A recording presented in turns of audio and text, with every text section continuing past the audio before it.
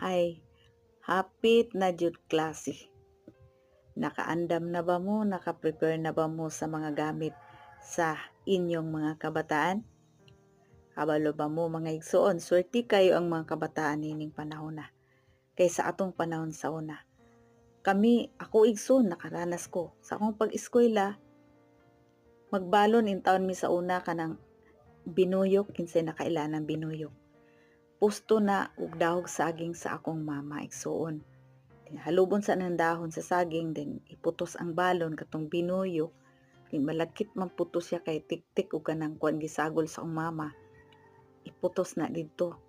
And then kaila mo kanang tahuris utano na sa akong mama mga igsuon, then ipatong na sa binuyok.